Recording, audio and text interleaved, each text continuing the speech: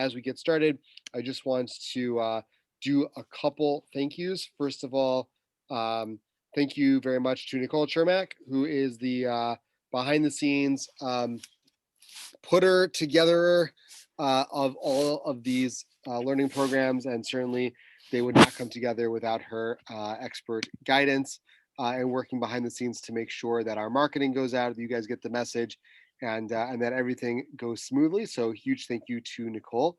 On that note, also, Nicole is my partner in running NCSY Alumni's Judah Fellowship, which is our college campus program.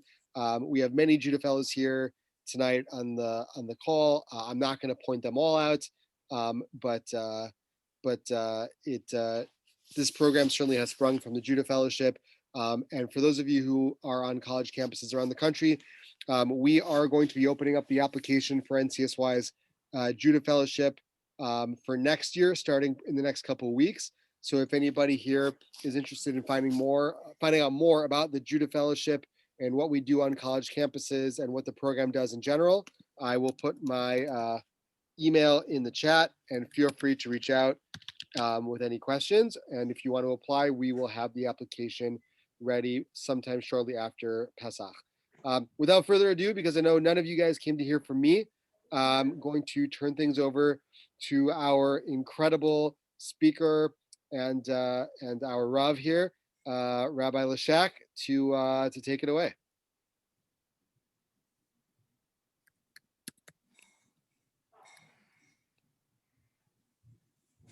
You seem muted, Rabbi Lashak.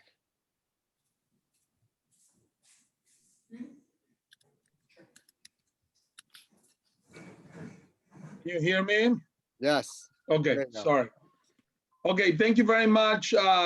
Really, to Nicole and to John for all their hard work. They work very hard for you. So it's an honor and a pleasure to be here with you. I recognize many faces. Marisa, I remember from TJJ. Yes, I remember obviously Dylan. I know Dylan very well. I think Rebecca looks a little familiar. Yes, Rebecca? Where were you, in TJJ? Where were you?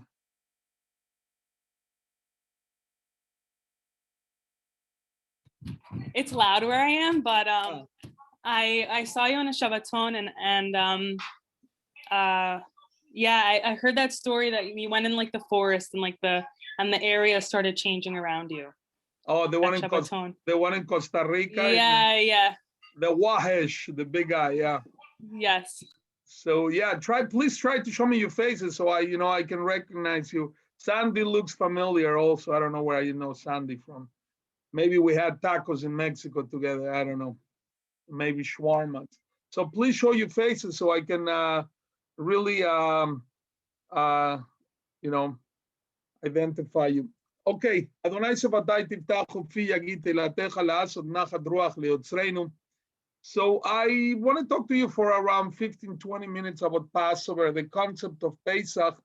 And hopefully if you have any questions, you can ask me about that. You can ask me about anything. You can ask me about, anything your heart desires. So I wanted to explain to you a little bit about Passover in a different way.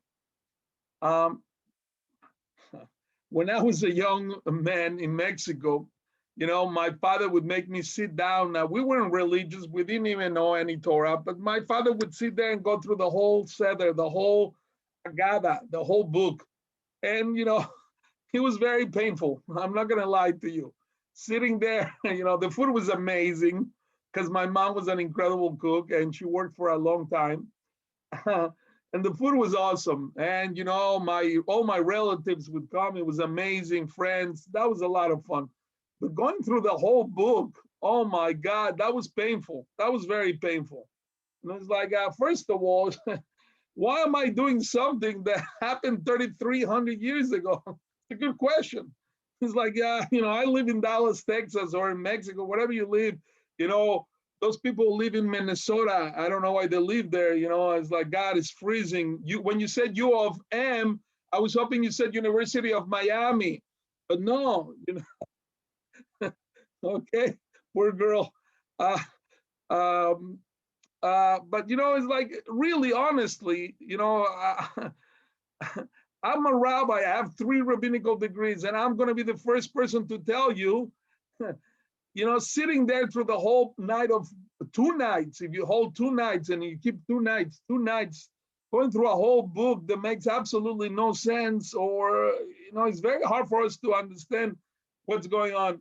It's painful. I don't know any other word. And as I started learning a little more and more, I realized it's still long. I'm not going to lie to you. But if you have good food and good friends, it's much better. But if you really know what's happening and you understand the meaning behind all this and how it came about, it's a whole different night. And it's actually something now that I look forward to. After Purim, I get very excited. Passover is coming. So I'm going to share with you some things, some thoughts. I will start with the 10 plagues. The reason why I'm going to talk about the 10 plagues is because really, it sounds, God really didn't like these Egyptians. I don't know how to say it any other way. Actually, you feel bad for these Egyptians. Oh my God, it sounds like they really, somehow they did something that God did not like, because boy, were they punished. So I'm going to go through the 10 plagues and try to explain to you why did God, why was he so angry? There's no other way of explaining it. Why was God so angry at the Egyptians? Now, let me go back to try to say the following. Egypt at that time was the most powerful country in the world. You think of the United States as the most powerful country in the world? That's nothing. Imagine Egypt was literally 9/10 of the power of the world. I mean, don't get me wrong, the United States is very powerful, but China is almost there. In GDP, they have more armies, they have more, whatever. I'm not trying to get into trouble with you guys, but there is many other superpowers in the world today. At that time, Egypt was the only superpower of the world. They basically owned 9/10 of the world as we know it, because nobody else had food. And they did, and they had the river Nile, and they were very, very wealthy, and they were able to accumulate a lot of food for many years. And when you have the food, then everybody comes to you. So I'm going to start going through the plagues, and you will see why God did what he did. It's fascinating. So I want you to understand that first of all, there is a big argument. How many years were the Jews in Egypt? So you should know that the Jews were in Egypt for 210 years. Out of the 210 years that the Jews were in Egypt, they did not suffer slavery for 210 years. Real slavery was only 86 years. But they still were punished, and they served, and they suffered tremendously for the remaining. So basically for around 170, 180 years of the 210, they suffered tremendously, especially 86 years. So I'm going to tell you the following. The Egyptians had many gods, and the most powerful god for them was the river Nile. They believed the Nile was a god. All the nations around them, they needed rain, but Egypt did not need rain because they had this incredible river who took care of them. And they believed that the Pharaoh actually was related to the river Nile, and somehow was also a god. Was he the father of the river Nile, or was he the son of the river Nile? Is a big argument. Be it as it may, you can understand that people believed that he was a god. Pharaoh was a god in their eyes. Now, let me tell you what Pharaoh did every single day. Pharaoh had leprosy. This was a short man, was a very, very short man, and he had leprosy. So what did he do for his leprosy? every single morning, he would slaughter 300 males, boys, Jewish, 300 babies, so to speak, and he would use their blood and he poured it in a jacuzzi, so to speak. And Pharaoh would go inside this warm blood, and this would make him feel good about his leprosy. The leprosy would calm down and he would feel good about it, but he wanted fresh blood. So every single day he slaughtered 300 Jewish babies, and this is what he did. Can you imagine? So we keep on thinking, well, why God was very rough on these people. When I finish telling you what these people did, not only are you not going to feel bad for them, you're going to realize everything in the world is mida keneged mida, measure for measure. The master of the universe, the creator of the world, rules or runs the world measure for measure. The way you treat others, that's how he treats you. And I'll prove it to you. Now, if you have a pen, if you have paper, you might want to take some notes, because you can say it over at the Seder, and you can share it with your friends, and everybody's going to, or with your family, and everybody's going to think, wow, where did you get all this stuff? It's pretty cool. Or if you have a Gadah, the book that we use in Passover, maybe you want to look inside, and you'll see fascinating things. Now, the Egyptians, even though they had the river Nile was only really for the Egyptians. They didn't let the Jews use the river. They didn't let the Jews use the water. Meaning, if a Jew wanted to go bathe himself or herself in the river, that's how they did it, they weren't allowed to. Why? You have to understand, I don't know if anybody here has been in Egypt. Raise your hand if you've been in Egypt. Egypt in the summer can get very hot. If you've ever been in Israel, and I know some of you have been because you were with me, Israel gets very, very hot, very hot. Yeah, and you run and take a shower. You want to get in the rafting. You want to do anything to get to water in Israel. Well, I have news for you. There are certain areas in Egypt that is almost desert, and you really want to get to the water. But Jews weren't allowed to get into the water. They weren't allowed to bathe. That was one of the other punishments that the Egyptians had. So what happens is,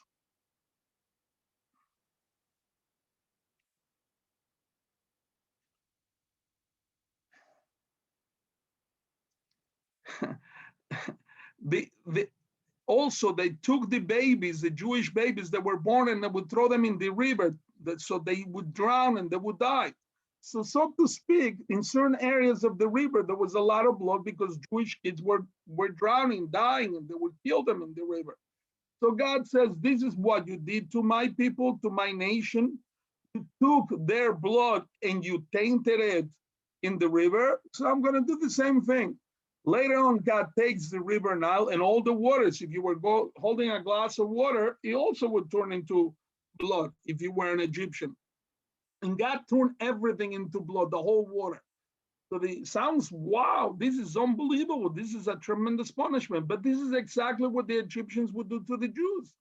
So God says, you started with my child, Li Bechor.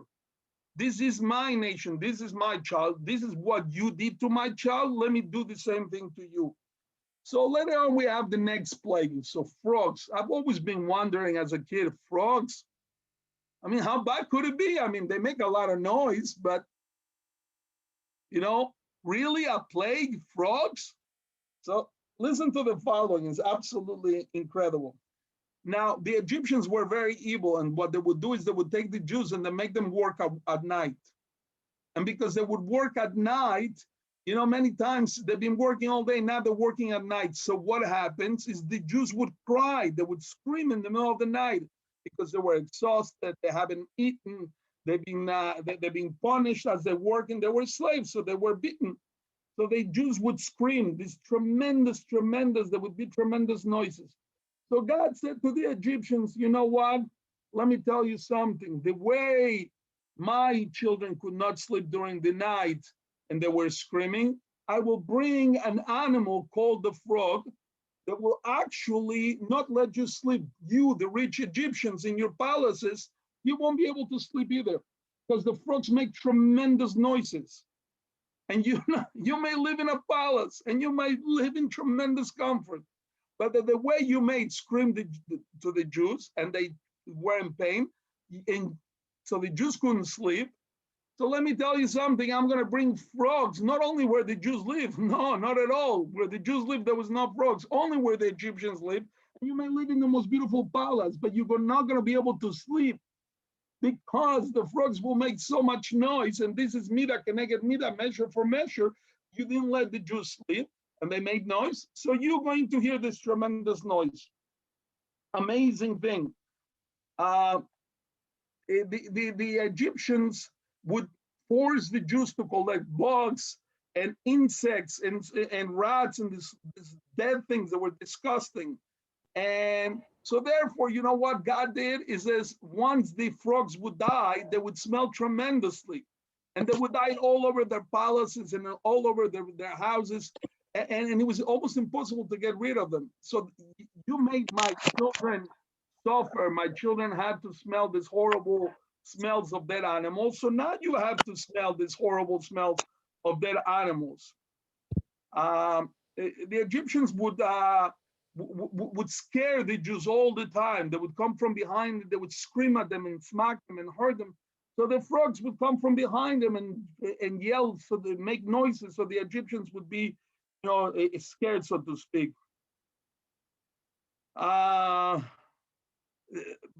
There is a commentator called the Malbim, which is my favorite commentator, and it says the real reason what was going on is, imagine if you're a mother, a Jewish mother, and you see your baby being taken away from you by the Egyptians and thrown into the river. What do you think the mother did? The mother would scream, they would yell, the mother would be, horrified. She would shriek in horror. So the frogs that jumped out of the water appeared as screaming babies, frightening and terrifying the Egyptians measure for measure. So now we can understand a little bit. The next one, kinim, lies. Lies, let me tell you what the Torah says. Lies did not exist in the world. This is the first time the lies came about. God created lies for the Egyptians. There was no such a thing as lies. You as a little kid, you go to school and one kid has lies and everybody has to, today, lies, everybody, especially, if you go to Israel, you end up playing with the little kids who just came from Ethiopia, you're probably going to walk out of there with lies. And that's how it is, because there are some countries that have more lies than others. But the concept of lies was at that time a punishment that God invented for the Egyptians. Why? Why would he have to do something like this? The Egyptians wanted to hurt the Jews. So if they ever saw a Jew who wasn't resting, they would wake up the Jews and they would smack them, they would hurt them, and they would make them clean the streets. Now, the streets are not asphalt, they're not cement. In those times, it was just muddy streets. So what happens is when you start sweeping mud, so to speak, is, first of all, it's back-breaking labor, and you start sweating. I told you Egypt is an incredibly hot place. And therefore, when you start sweating and you're not allowed to run over to the river, to jump, to take care of yourself, then your body becomes full of vermin, because all that sweat and all that heat becomes full of vermin. So says God, this is what you did to my children. I will create a whole new thing called lies. And no one will be spared, not even Pharaoh, not even the palace. And everybody had to be scratching the whole time. It was absolutely horrible. There is an amazing thing. It says Pharaoh calls over his magicians. He had warlocks. And the warlocks were able to turn water into blood. And they were able to, create frogs out of the water. But suddenly, Pharaoh calls the warlocks, these magicians, and he says to them, can you make this lies business? And they said, no, we cannot. So the commentators, the Kabbalists say is because the witchcraft cannot create something, or witchcraft or black magic has no power over something very small. Black magic, witchcraft, or whatever you want to call it, the evil, so to speak, the black has no power over something so small. The smallest thing it can do is a seora, a piece of wheat. But lice is something very small, so therefore the magicians and the warlocks couldn't do it. So what do they say? They said, Etzba Elokimi is the finger of God. We cannot do this. This is the real God. We are just warlocks. We're magicians. This is Etzba Elokimi, is the finger of God. There's nothing we can do. This is something we cannot even come up with.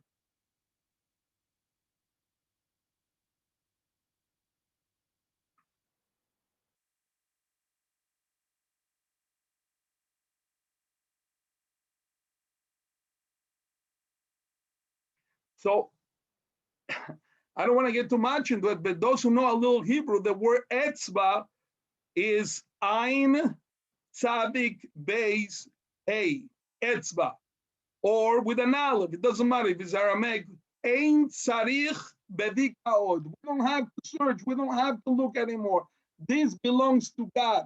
There's nothing we can do. We're humans and we're magicians, but this is a new creation. This is how much they made the Jews sweat in back labor breaking work, and vermin came to their bodies. They couldn't do anything about it. They had to go to sleep like that. So God created the same scenario for the Egyptians.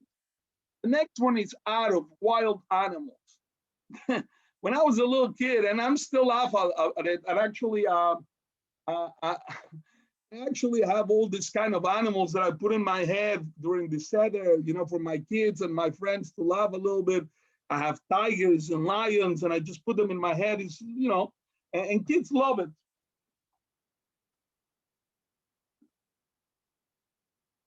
I'll see if I bring one later on. So imagine you're walking around in Egypt. Can you imagine? I just told you it's a very hot place, and you see polar bears running around the streets. These people have never seen a polar bear. Can you imagine? They're running around at donkeys. They've never seen donkeys in their lives. This is not a part of the world where there was donkeys at that time. There were camels, but they didn't have donkeys. And there's all kinds of animals that they had never seen in their lives. Animals that didn't belong there. A cheetah is from the savannas. They don't belong in. And you see cheetahs running around with polar bears, and you see animals, donkeys, animals they've never seen in their life, are just running around everywhere. So I've always been, honestly, I would love to see that. I mean, if there's one plague I would love to see, I think it's fascinating, see all these animals running around everywhere. I think it's pretty cool. But why did God do such a thing?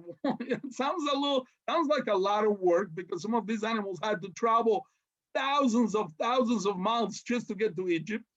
And by the way, none of the animals died there. Why? Because God didn't want the Egyptians to take advantage of their skins, of their hides. Imagine, whoa, if the animal is dead, a polar bear is dead, now you can make yourself a nice coat for the winter. Not that there is a real winter in Egypt, but whatever, you can sell it somewhere else. No, God didn't allow any of the animals to die there. But why did God do such a thing?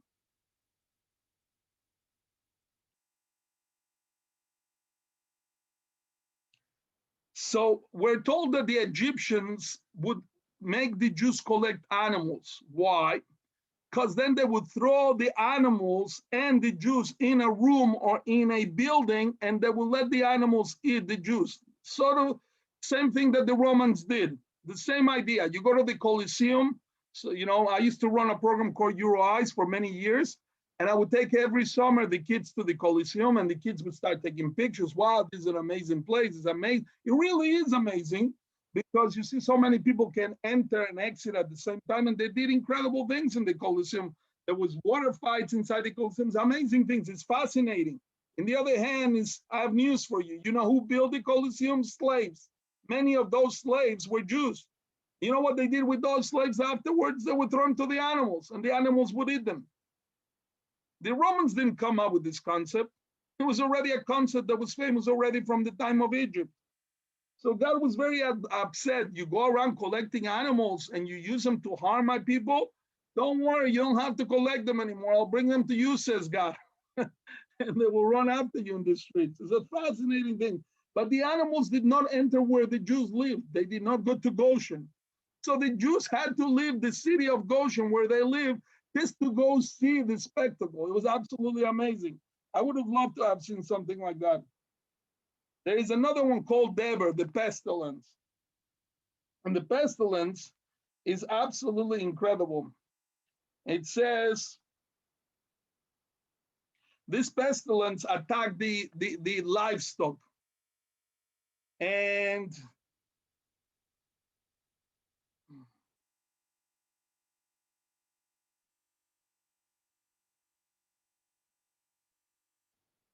the Jews originally were shepherds. That's what they were. They were docile, and they took care of sheep and goats.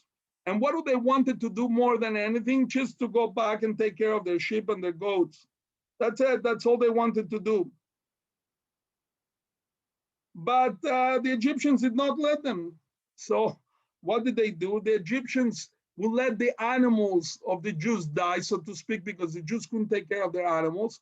So God sent a pestilence that would actually kill the animals of the Egyptians. It's an amazing, amazing thing. Everything here is mida keneged mida, measure by measure. I'm going to go a little faster. I don't want you to fall asleep, and then I'll let you ask questions. There was another one called boils, shachin. So it's amazing. So it says like this, that the Egyptians, not only did they get boils, but they never were able to get rid of them. They went the rest of their lives with the boils. And the boils are very painful. Why? Because let's say I see my daughter and I want to give my daughter a hug, and she has boils and I have boils, and we hug each other. I'm actually squeezing her boils, so to speak. She's in pain, I'm in pain. So you couldn't touch another human being that you loved, because you would be in more pain. Why did God do such a, this is really a horrible thing, this boils. And it says, because this is exactly what the Egyptians would do. The Egyptians, the way they treated everybody, they would beat the Jews until their entire bodies suffer with swelling wounds. Therefore, Hashem punished the Egyptians in turn with searing boils all over their bodies. They couldn't embrace their loved ones. So therefore, they stayed with the boils the rest of their life. This was absolutely painful. Can you imagine going to bed and lying down, and if you want to lie down and there's boils, you scream in pain. So this is very, very painful. The next one was barad, hailstones. And the Jews, whenever they were working, the Egyptians would throw stones at them, rocks at them. So God says, you threw rocks at them, I will create an incredible thing. The hail that was coming down from heaven was not only ice, was ice and fire. You're going to say ice and fire cannot coexist. You're right. But God made a miracle that the ice and the fire would coexist just to punish the Egyptians. So when it would come down from heaven, it would hit them in their bodies, and it would feel like they were being pelted by stones, like everything. Whatever the pestilence that did not destroy in the fields and the animals, eventually the hail destroyed in the fields. It was amazing. And then later on, there was something called the locust. The Egyptians were punished with locusts, and whatever the hail did not destroy in the fields, the locusts destroyed. Why were the Egyptians punished with the locusts? Because they would steal the fruits and vegetables. Mostly, there was not really fruits, vegetables from the Jews. And they would say, you don't need this, you're a slave, you don't need a vegetable. A cucumber is something expensive, it's only for royalty. Therefore, you don't deserve it. So because they would destroy the vegetable, they would steal the vegetables of the Jews, God said, I will send an animal, the locust, who will destroy all your vegetables and all your fields. The next one is choshech, darkness, which is absolutely horrible. It says the Egyptians would actually lock Jews for days or weeks in complete darkness until they would go crazy. Because you need, as you know already in COVID, you need to be able to socialize. After a year of not socializing, it really harms you tremendously. You can even become socially inept. It can affect your brain. It's the worst punishment you can give to an inmate. when you put them in solitarium. And that's what the Egyptians did. And in solitarium, in these rooms, there was nothing. There was so much darkness that you were afraid to move. And that's what God did. He brought that tremendous darkness to Egypt so the Egyptians could not move and they would feel what it was, what they had done to the Jews. And now the last one was, it says, the death of the first child, the firstborn, Makat Bechorot. But it was very embarrassing for the Egyptians. Why? Because in every house, they find out secrets that they didn't know. For example, it says there is a father, a mother, and 5 children. So who is supposed to be the one who dies? The Bechor, the first child. But then suddenly there were 3 children dying. Well, why? That's not fair. That's not fair. God said only the Bechor, only the first child. Yes, but this man had many other children with many other wives, and he kept it secret. So now everything came about public.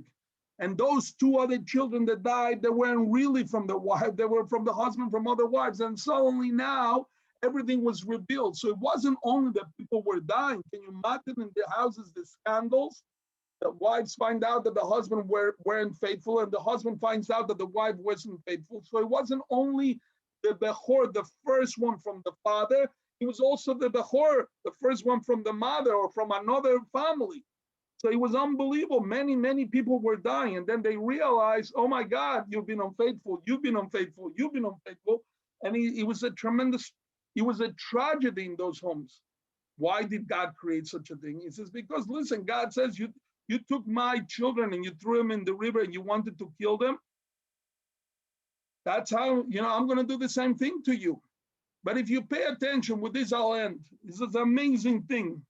It says, if you learn the story of Egypt, the Agada, how does everything start? It starts with water. Moses and the little babies are put in the water to be drowned. How does the whole story of Egypt end? In the water. In the water. This is when the Egyptians are running after the Jews and they want to finally kill all of them. Yes, and the Sea of Reeds splits and the Jews go through it. And then eventually the Egyptians enter in the 8th day and the waters come crashing on the Egyptians. Exactly how everything started 210 years before they threw the babies into the water for them to be drowned. That's how God ends the whole thing.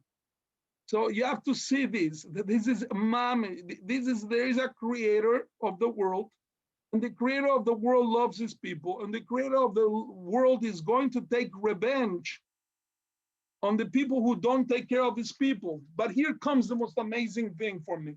And with this, I finish. The most amazing thing is there are many people who always say to me, Rabbi, okay, there is a God, and God created the world, and God created, the galaxies, but does he care about me? Does he know about me? Does he know what's in my mind? Does he know what's in my heart? And that is, listen to how he ends. When the Egyptians drowned, you have to remember there were around 2 to 3 million Jews who came out of Egypt. 600,000 of the age of war between 20 and 50. So we assume between 2 and 3 million Jews came out of Egypt. They're standing by the river now already. They came out already. They made it. They survived. And now the Egyptians are being drowned. Every single Jew. I'm standing right here. And John is standing right there in the corner. And Dylan is standing in that corner. The Egyptian that beat me up. The Egyptian that punished my wife. That's the Egyptian that drowned right in front of me. And eventually the sea spits him and he lands dead right by my feet. It doesn't land by John's feet. It doesn't land by Marissa's feet.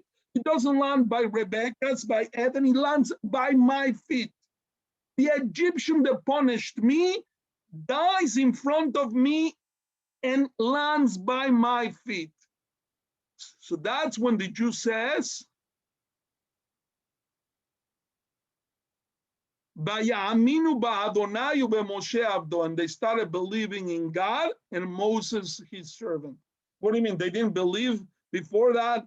The other 10 plagues, they didn't believe. They believed in a God in a macro level. Yeah, God created the world, but does he care about me? But when you see the Egyptian who beat you up for 10 years, 20 years, to you and another 40 years for the rest of to your family, and you see that Egyptian dying in front of you and being spit by the waters and landing with all his wealth in front of your feet, and John's Egyptian lands in front of John, and Marissa's Egyptian lands in front of Marissa. Every single Jew, 3 million Jews, they saw that their Egyptian who had punished them land by their feet. By Yaminu ba Hashem ube Moshe Avdo. At that moment, they started really believing God doesn't only care in a macro level, God also cares about me in a personal level. And at that moment, they were ready or starting to get ready to get for the journey to Mount Sinai to get the 10 Commandments, or what we call the Torah, which changed the world because morality was introduced. And the world has changed forever since then. Matan Torah, the giving of the Torah, is not the most important day in Jewish history. It's the most important day in history, period. It's the only reason why God created the world. So we should have morals. And that's why many nations and many people don't care about us, because we remind them to be morals. We remind them we do not kill, we do not steal, we do not rape. We do not take something that doesn't belong to us. We brought morality, and most humans don't want to be told what to do. They want to riot if they want to. And they want to take what they want when they want to. And they don't want to be told there are commandments and there are rules of morality.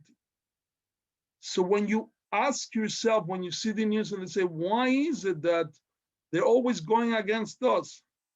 It's because we remind them that there is a God, and we remind them that there is morality. That's my piece. I hope it helps you for Passover. I hope I wasn't too long or too boring. If you want to ask any questions about anything, I can show you how to make a good piña colada, but Passover is coming now, so maybe I'll teach you how to do that after Passover. Questions, comments, jokes, recipes, I don't know. Go ahead. I have a question. Can I ask a question? Go for it, Rebecca. I wanted to ask, why did Hashem wait so long to give us the Torah? Amazing question, Rebecca. Are you asking why he waited until the Jews came out of Egypt, or are you asking why did he wait? Why did he wait 2,200 years or 57? Almost 2,300 years before he gave the Torah. Is that your question? Yeah, I was like, why didn't he just give it to us when Adam and Chava came, right? Like, why did he wait so long? Yeah, it's an amazing question. A beautiful question. Beautiful question. The truth is, that's why the Torah has all this, and Genesis, we have all these stories. If you pay attention, there is no mitzvahs. Not until the Jews leave Egypt that we're given the first mitzvah. This is your new calendar, says God. You should have the concept of a Brit Milah and a Shabbat, and etc., etc. But we didn't get mitzvahs until then. The only mitzvah that God gave Adam and Eve is procreate, fill up the world, have children. That's it. Nothing else. Later on, he started giving, but not until Mount Sinai. So your question is an amazing question. And that's why, really, there is many commentators, one of them, Rashi, it says like, why now the whole book of Genesis, we could really skip it because it's only stories. Why do I need all these stories? And the stories are needed, Rebecca, because to show you that the world was not ready for the Torah. And you can see the first two children in the world. Yeah, Cain and Abel. Cain kills his brother Abel. The first story, please, don't eat from this fruit. Adam doesn't listen. Eve doesn't listen. The next story, Cain kills Abel. The next story, look at the Tower of Babel. You know, everybody's coming together to try to eradicate God from the picture. We don't need a God. And the next picture is, you know, the flood. Oh my God, God has to destroy the whole world with a flood because everybody was evil. Rebecca, the stories that we are told in the whole book of Genesis is to tell you the world was not ready to receive the Torah. Because people were so egoistic. Me, capital I, the only thing that matters is me. Not until a small family of 70 people, Jacob and his children, started bringing morality to the world and eventually becomes a nation, not until then were people ready to become ambassadors of that Torah. That's your job, Rebecca. You are here, a Jew means that you were brought to be an ambassador for God and his Torah to the world. That's your job. Every Jew is here for the same. Rabbi Lashak's job. No. It's not only my job. It's not John's job. It's everybody's job. We are partners. We are ambassadors. And our job is to spread morality to the rest of the world. So therefore, we need a nation to do that. Millions. Because even with millions, as you know, Rebecca, is a hard job. There is, I don't know, 7.5 billion people in the world. Ask Siri, I don't know, it changes her mind every 5 minutes. Siri, how many people in the world? 7,846,000,000. Last time she told me 8.5. I don't know. My Siri is a little drunk. She drinks a lot of tequila. I don't know how many there are. But as you know, Rebecca, there is billions of people, at least 7 billion people in the world. And we may need 12, 15, 16 million Jews. We don't know. There's a lot of intermarriage, so nobody knows. And Rebecca, out of those 15 million Jews, how many of them are really ambassadors of God? 2 million, 1 million, 500,000. How many of them are Judah fellowships? How many of them went on to Rebecca? Very few Rebeccas in the world, very few. My friend, you're so special. You have no idea how special you are. The answer was the world wasn't ready. And one guy, Abraham, couldn't do it. And Jacob couldn't do it. And Adam couldn't do it, obviously. And even with 3 million, we barely started going. And now with 15 million, we barely are doing. And to be honest, Rebecca, and you're not going to like it, but this is the truth. We Jews are not doing a great job. We're not. We're not. If we were doing a better job, the world would be better. I have news for you. We're doing a horrible job. When I teach in yeshiva academies to all these rabbis, I walk in and I teach thousands of rabbis. I tell them, listen, if you're going to get paid, or we are going to get paid for our results, we would starve. We would literally starve. Because we're not doing a good job, Rebecca. The world is falling apart, and we are not teaching them about morality, and we're not teaching them about helping their fellows the way we should. So the world wasn't ready with a few people to do it. God waited until there was 3 million. And even then, it was very hard. And even today, it's incredibly hard. Did I answer your question, Rebecca? Yes, you did. Can I ask a follow-up? Yes, go ahead. I understand that as a Jew, like as Jews, we are supposed to be ambassadors. Not like we're better than anyone else, but we're supposed to be representing God and representing his morality. Why is it that Jews isolate themselves if that's the case? It's an amazing question. Wow, you're a smart girl. What's your major? What are you doing in life? I'm an accounting major, but I want to go to pre-law. I want to go to law school. Wow, I'm sure you'll change the world. God willing, we all will. There are 2 schools in Judaism. There are 2 schools. They basically come down to two Hasidic groups. One is called what you call the Lubavitch or Chabad, and one of them is called what people call the Satmar groups. Two Hasidic groups. You might have heard of Chabad, yeah, because when you travel, you see the Chabad houses, you might have seen the Lubavitch.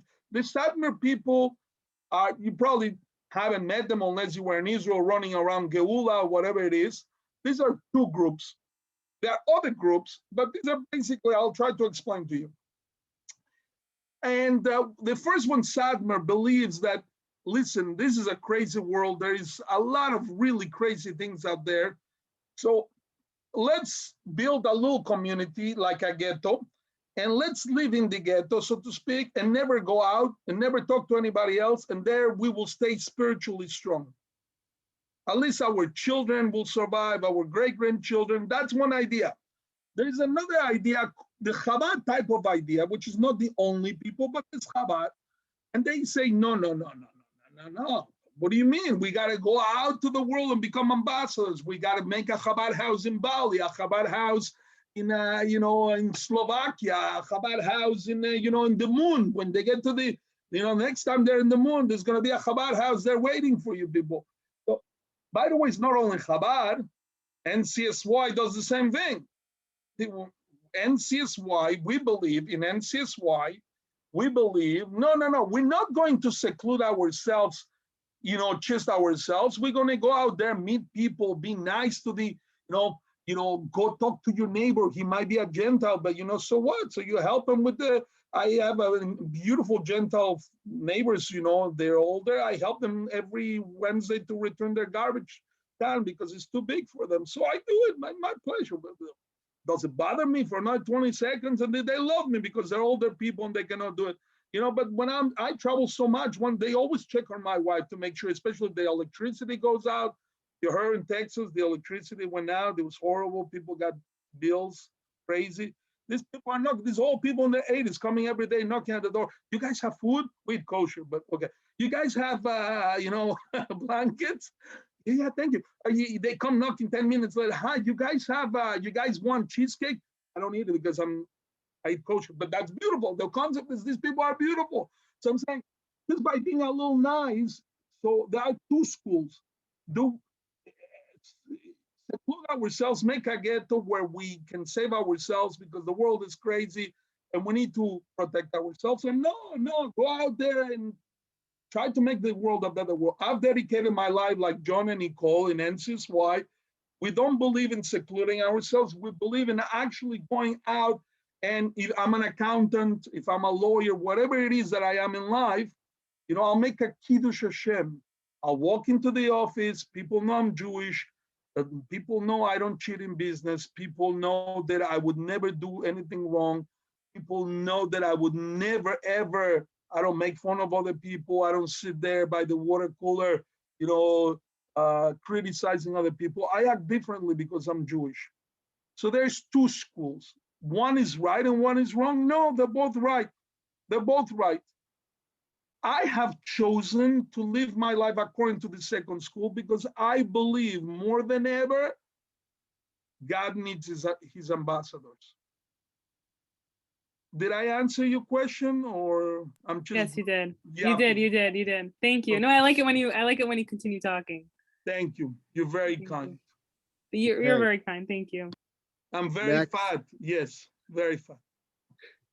Next question is from Dylan Vermeer. Dylan, I know that guy somewhere.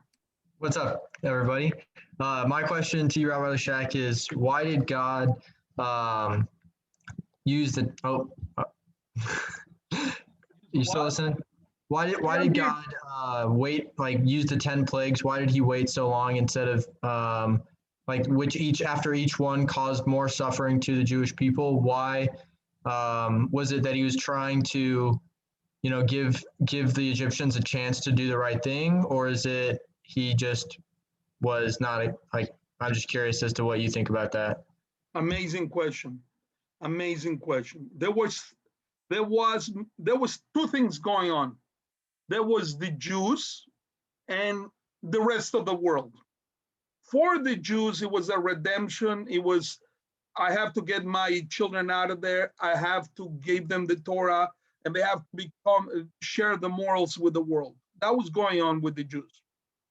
With the rest of the world, God needed to show the rest of the world that there is monotheism. There is only one God, period. The Egyptians had literally hundreds of gods. Do you know the cats? Cats, meow, is one of their gods. Listen, cat, a god? I'm a dog person. Yeah, I don't want to say anything, get myself in trouble, but it's like, I like, I don't want to get in trouble, but cat, a god, really? I mean, listen, I drank a lot of water in Mexico, but it hasn't affected my brain to make a cat into a god. It's like, what I'm trying to say to you, the world was so messed up. They had so many crazy gods. Some of these gods were so, I'll tell you one, you're going to go crazy, you're going to laugh, but it's true. Do you know what one of the gods, probably one of the most powerful gods at that time was? There was a rock. And what people would do is they would actually go to the bathroom in front of the rock. It's called defecate themselves. It's called the Baal. I know you're laughing and you're thinking I'm crazy. Google it. It's true.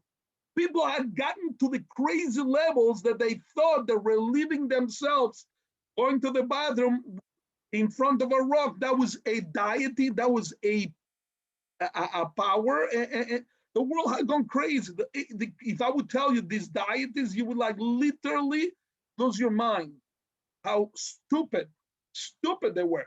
So God says enough is enough. The world needs to know there is only one God who created the world, and he believes in the concept of reward and punishment. And that God chose that moment to do it before Matan Torah, before giving the Torah. So these people, the Egyptians and the rest of the world, would do tshuva, they would repent, and they would accept morality. So there was two things going on. One was for the Jews, and that's why you see all the Midah Keneged Midah, the 10 plagues. God could have done one plague and get everybody out. God could have said, okay, big Persian rug, big Persian rug like Aladdin, big Persian rug the size of Egypt. Everybody jumps on top of the Persian rug, and Aladdin will take us to the land of Israel. But God could have done that, but he didn't. He decided to do it slowly so the Jews would see the Midah Keneged Midah, the measure for measure, and they would see incredible how God cares about me. But on the other hand, he had to get rid of the concept of all these gods that make no sense, and to bring the concept of monotheism to the world right before the giving of the Torah, Mount Sinai. And that's what was happening. But he also gave Egyptians the opportunity, and not only Egyptians, Dylan, Jews too, to do tshuva, repent. Not every Jew left Egypt, Dylan. Many did not, because they decided, hey, I don't want God. I want idol worshiping, and I don't care about these morals. I don't mind killing 300 babies every day. So God said, I'm sorry, but there has to be a time where we differentiate. And that was Egypt. Egypt was the moment the monotheism becomes clear to the world, the moment that the Jews feel a redemption and believe that God cares about me, little me, and there is a concept of teshuvah, of repenting. Did I answer your question, Dylan? Absolutely. Thank you, Rabbi. My pleasure. Okay, the next question somebody sent me in is if you could talk a little bit more, please, about Makat Bechorot, and did it affect only the children, the firstborn children, or were there other family members who were also affected? When I see it, great question. Who's asking the question? Can I know? It was sent anonymously. If anybody wants to take credit. No, it's fine. I don't mean to. I'm not trying to. I'm just. Makat Bechorot, the death of the firstborn, it doesn't mean a child. If you're if you're the firstborn, but you happen to be 85 years old, I have news for you. You are the firstborn. So it doesn't only mean babies. It means anybody who happens to be alive that is the firstborn. So that's everybody. And that means from the father's side, from the mother's side.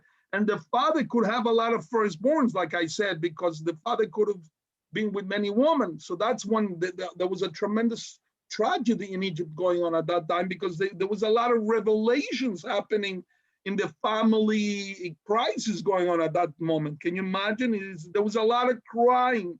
And not all the crying was for the dead. A lot of the crying was because they found out that people were not, these Egyptians, they really find out that people were not as honest. I don't know how to use another word, as they should have Straight been. arrow. A straight arrow. Correct. So why Makas Bechoros is because we, the Jewish nation, are called the Bechori. We're called the firstborn of God. And therefore, listen, you mess with my firstborn, I will mess with your firstborn, says God. And again, it's like the whole thing is measure for measure. It is unbelievable what was going on over there. It was measure for measure.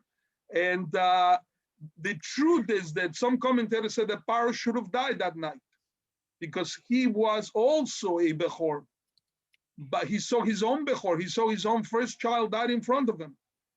But he should have died, but God spared him because God wanted him to see the whole process all the way to Mount Sinai. And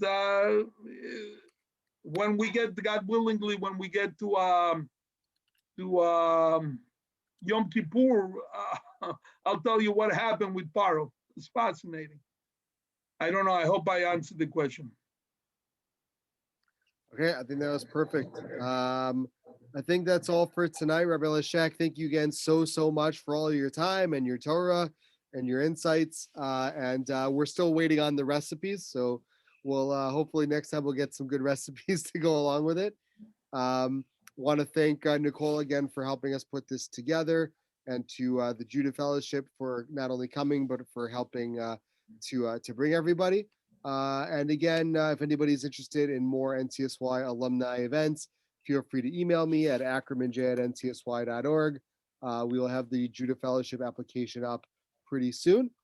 So just wishing everybody a Chag Kasher v'Sameach, happy and healthy Passover, and hopefully we will catch up with everybody after the holiday.